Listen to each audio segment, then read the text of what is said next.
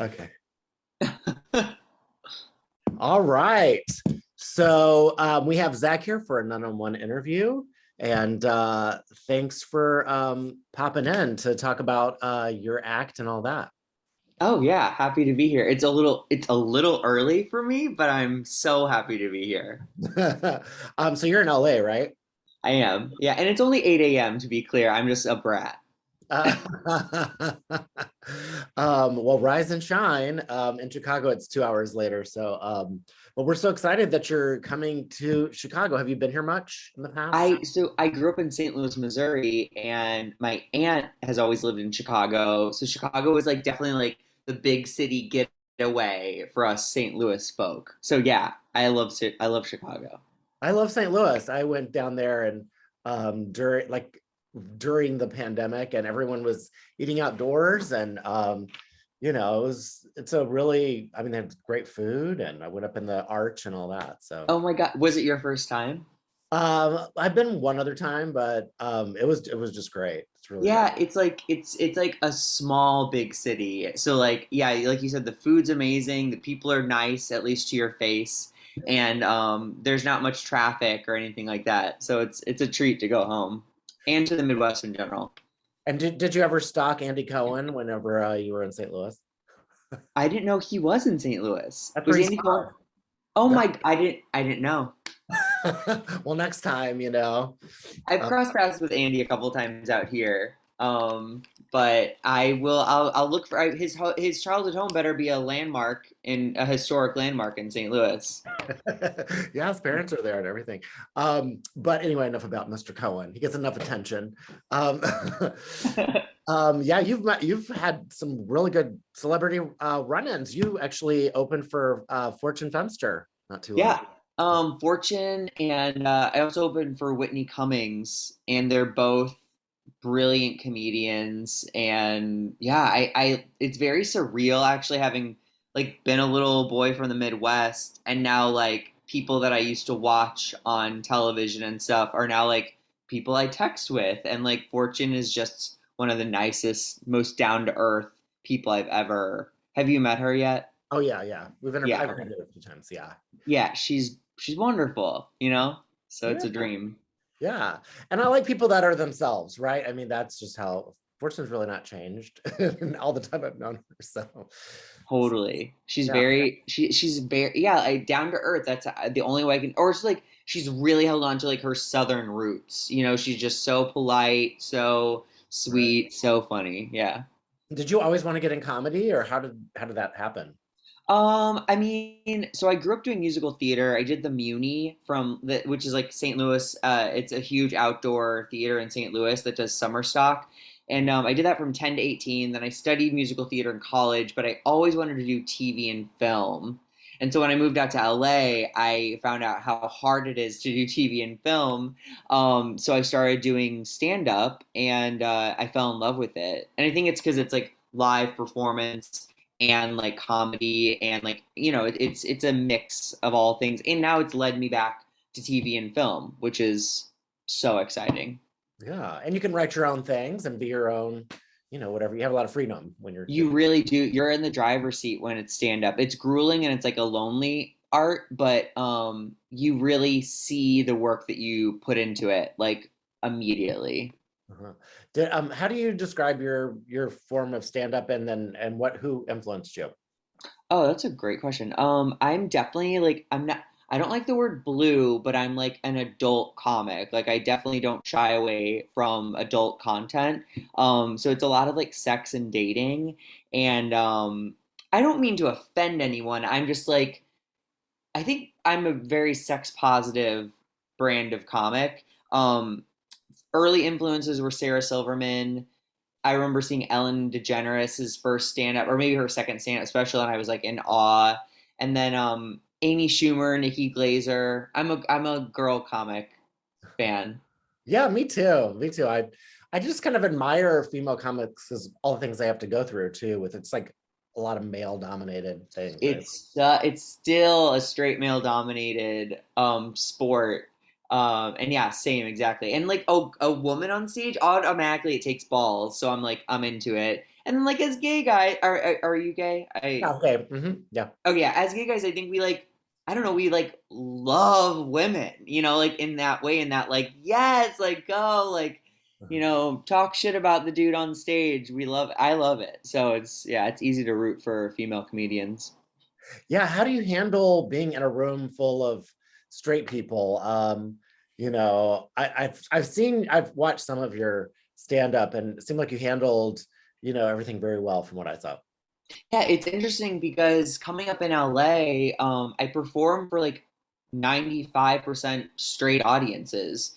So if anything, I get more nervous performing for queer people because like some of my jokes have been like I had to code switch them to be entertaining to straight people, if that makes any sense. So like it's an interesting dynamic. Although I will say like getting better and better and better at stand up, like straight, gay audiences don't really scare me much anymore, you know? hmm yeah, I recently went to like a trans kind of focused stand-up show with River Butcher. I don't know if you know Oh, River, love River. but it was a different vibe than I've ever been to, and it definitely showed that you could be politically correct and still put on an entertaining show. Absolutely. Yeah, it's so we're in a weird time, In we're in a like a trigger happy, sensitive, yet like very like bold time in comedy, I think. Absolutely. So you got a new roommate during the pandemic, huh? Little dog. Oh my gosh. Okay, so I was fostering this dog and then my ex wound up adopting him and so yes, it was a trip. I've never cared about much besides myself. So to have like a living creature that depended on me every moment of the day was absolutely wild. But Peanut is still near and dear to my heart. He lives like half a mile away. I peanut sit all the time, and he's got the most personality of any dog I've ever met. Well, now you can still go out on the road and you can just visit Peanut when you want to, but you have to deal with the, Well, you know. I felt so stupid because I was fostering. I was in pandemic mode for a long time. I had a great job that I did from home, and like I had all this like time, energy, and love to give. And so I started fostering, and then I got too big for my britches. Like I don't know. Have you ever had a dog? I can never handle them. I wound up giving them to my mom. Yeah, it's.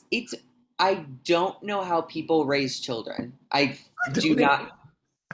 I can't imagine it because the dog, even I was like paranoid about it being home for 2 hours at a time, and I'm just like, this is a Yeah. lot. So hats off to all the dog owners out there and the children owners. And they create anxiety, right? And that's why we need like Zoloft and I'm on Lexapro. And I love that you talked about that. Oh my God, yeah. Zoloft, it's so interesting because I was such an anxious person. I didn't know how anxious I was fully. Um, And the crazy part of anxiety and depression is it keeps you from finding a cure or like it keeps you from finding help. Like I was so scared to seek out help or to admit that I needed medication. And then when I finally just like, got found the balls to do it, this is the second time I mentioned balls in this interview, which is We're having a a ball. mental illness of my own.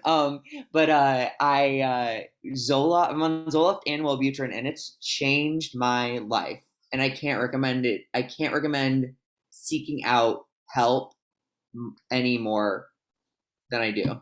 Yeah, you would think I was a commercial. I've been preaching about, Lexapro and how I think anxiety was weighing me down. And I didn't realize I needed that shot of serotonin to be like, hey, I can get past all this, right? Yeah, for me it was like it like when I had to go up to 100 milligrams of Zoloft before I felt like anything, but it was just like whoosh and like clarity. Like I had clarity. I was like, oh, it's not life or death when I'm ordering at Taco Bell. It's not like, my world is not going to change if I say no to this thing. No one's mad at me. It's just like, oh, like I'm making my mind is making things much worse than they actually are. Yeah, Um, yeah, and you're out there on stage too. I mean, which is yeah. the other thing. I got really scared. I was really scared to try new material. I was really scared to like do any crowd work. I was just like very like buttoned up sort of. Mhm. But Yeah. Yeah. Well, how do you handle the late night hours and all the travel and stuff like that? How's that going? I am by nature a morning person, which is funny because I was tired this morning. But so doing shows, like I had a 9:30 show last night, and I was like, oh, mama's tired. Like 8 p.m. is like fine, but like 9:30, I get home till 11:20, and I was just like, so to answer your question, I'm easily exhausted, and travel, I'm still in a love-hate relationship with travel. Like there's a lot, especially now, there's a lot of stress with like, okay, I have 3 cities back to back coming up in this little pride tour, and there's no room for like a flight being canceled, really. It's like I like I'm so paranoid. I'm not fully relaxed until like the travel is over, if that makes any sense. So like in the back of my mind right now, I'm like, I hope that plane to Milwaukee leaves when it's supposed to. Yeah, yeah. Yeah, you're going to Nashville. That's where I grew up. Oh, Uh, shut up. yeah, so you're going there right before Chicago, right? And yeah, on June 23rd, any tips or tricks, anything I should talk about or stay away from about Nashville? Uh, well, Trump might be one of them. No, I don't think the people that come out to your show will be big Trump supporters, but you never know. Right. Um, yeah, I tried it. I mean, I think you said in a previous show that Nashville looked like some bullies and things like that, and they really still are there from my Yeah. high school. Um, so, but they need to hear things, so you got to just be brave and be out. And there's a lot. Nashville is very liberal downtown, and there's all the gay bars and everything there too. So Oh, great. Hopefully hopefully gay bars are in walking distance from the venue because I will definitely mosey. yeah, they're on Church Street, which is funny that they're on Church Street. So, I love that. I love that. but some drag race people have come out of play, and they have a stage there, and the bachelorette parties have taken over a little bit. But I was floored. I had no idea it was a bachelorette party like headquarters. I thought that was like Vegas. No, it's Nashville. yeah, it's Nash Vegas now. That's what we call it. Yeah. Oh, okay. Cute. Very cute. Yeah. Very So, appropriate. what about Chicago? Are you going to have time to run around and spend some time here? Or you got to keep going. Yeah, Chicago. I'm in Chicago 2 nights, Friday and Saturday, and I'm staying with the guy who I lost my virginity to. So that should be interesting. Um, I Yeah, I'm very excited to have that time, and I think I'm even doing something Pride Sunday before I go to Milwaukee. I think I'm commenting on the Pride Parade with some sort of publication or platform. So Good. I'm fully jazzed. I have an 8 p.m. and a 10 p.m. But if I have the energy, I'll definitely be going out to like Boys Town or something after the show. Yeah. Well, is your ex going to come to the show so we can have like an awkward picture all together? I want to be clear, not my ex, Oh. just the guy who took my virginity. There's a big difference. Um, he's yeah, he hopefully he'll be my little tour guide or something. If not, I know I can just hop on Grinder and like the gay community of Chicago will help me find some trouble to get into. Yeah. With the Pride shows, are you kind of talking about your journey? I mean, is there serious stuff? Is there political stuff? Or is there just life stuff? Um, I definitely have been recently I've been talking about I have like some bits about abortion and gun control. So I mean, I'm not afraid to say whatever's on my mind these days. So I'll probably definitely keep those in the set. I talk about growing up gay in the Midwest. I don't think there's anything like there's no point where everyone's gonna like, deep sigh, single tear. But like, I think I have a couple poignant things to say amidst the jokes about my butthole. You got to squeeze them in, right? You got to squeeze them in. Yeah.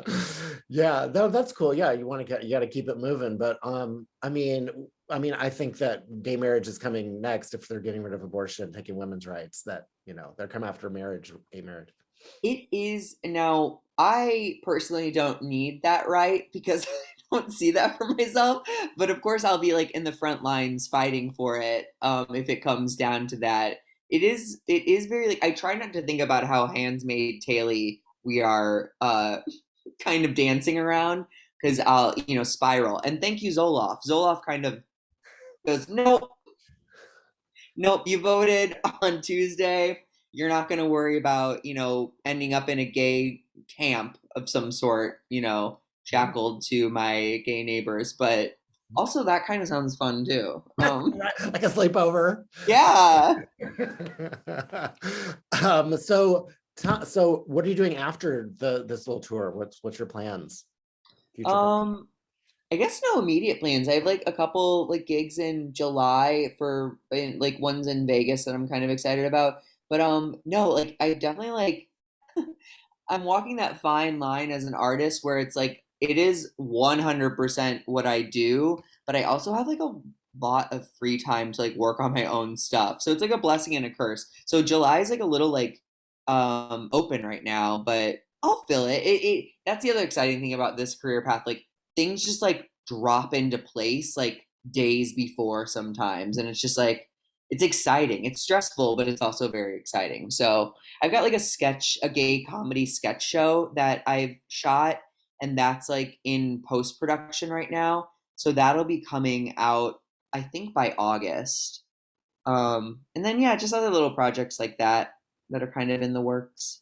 Yeah, I think we're all gonna need a break after June. There's been so much going on. It's crazy. LA has like split. Like we have two prides this year. West Hollywood, which is it's like a gay mecca, did their own pride this past weekend, and then LA's doing pride this coming weekend. So it's kind of bonkers. It's a lot of pride. That's a lot. Okay, so so you're gonna actually have four shows, June 24th and 25th, in Chicago. So At Zanies. at Zanies on Wall Street, and then people can get tickets at Zanies, and then you have a personal website too, right? Yeah, I do have a personal website. I haven't updated that much, but I have a link tree as well. Instagram's probably the best. Instagram has like a lot of the nitty gritty, dirty, deep dark secrets of Zach Noe Towers. You just have to kind of browse around to find them. Yeah, I did see your schedules on there, so people can do that and get their tickets. And I think it's gonna be so much fun. I can hardly wait to come. It's gonna be a really good time. Oh, I hope I see you there. Yeah, hello, I will find you. Yeah, Okay, yeah. please do. This has been nice, but I always like to meet people in person, and you're genuinely funny. Like, I wouldn't say anything if you weren't funny, but you really are. You have a great delivery, and from what I've seen so far. Thank you. It's been a work in progress. Well, just keep being your true, authentic self, and we will see you in Chicago. And I appreciate you talking to me today. Of course. Thank you for having me. Yeah, great. All right.